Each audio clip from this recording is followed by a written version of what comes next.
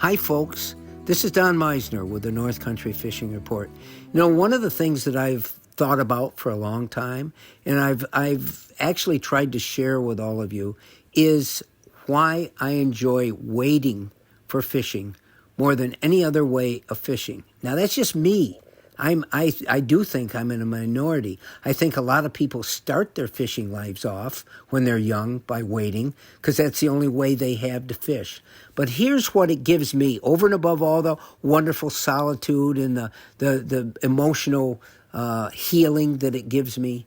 There's something else. I think it's in many ways offers you a better way to do one of the most important things in fishing, and this is what that is.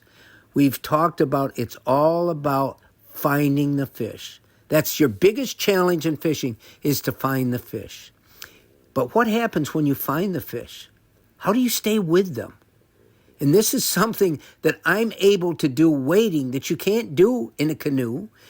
Not really. You really can't. Because in any other way that we approach the waterways that we're fishing, we're at the mercy of Mother Nature, basically. We're at the mercy of the wind. We're in the mercy of the currents that are part of that water system. So let's say we find the fish and the fish decide to move. How do we stay with them? They may only want to move a little ways, but if we're already gone from the area, the wind is taking us down, we can't do that.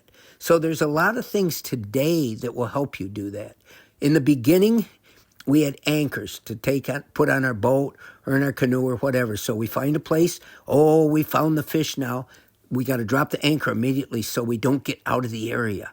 And whether it kept us there or not, depending on how the anchor was shaped, did it dig into the bottom or not? How long was the rope that we had attached to it? And how long was the area that we had snubbed up to the boat? So once the anchor hit the bottom, how much farther is the current or wind going to take us before we snug in? These were just the beginnings of the sort of challenges. However, now modern technologies, we always talk about, has made so many more ways that we can stay in position.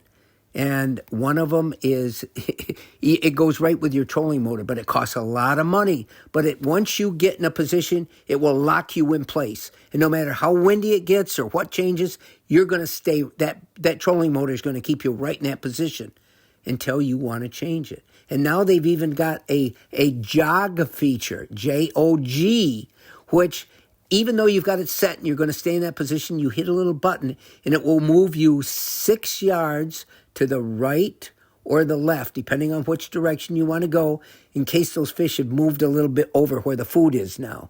That's one way. Then they have power poles, which are long sort of spikes that are hydraulically and electronically controlled. You push a button, and these two poles descend down and down and down to the bottom, depending on how deep it is. Now, you can only do this in relatively shallow water, but these power poles are another means of staying in position.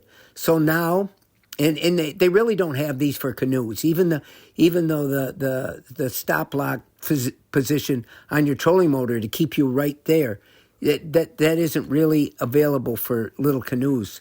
But it's still a wonderful addition for bigger boats, and I mean bigger boats. These devices can be put on the most modern bass boats and in crafts of that size. And I thought it was important to talk about this because it's a feature now. If you're serious about becoming a pro bass fisherman, you have to have everything that's available, and everything that's available costs a lot of money. Fishing has become an expensive sport. It's become a chain sport. But you still have some of the options that people did years and years ago. You can still get an anchor, or you can still walk down your favorite stream like I do and hope that you can find the fish. And if you do, that you can stay in position to continue to catch them. Until next time, folks, this is Don Meissner with the North Country Fishing Report.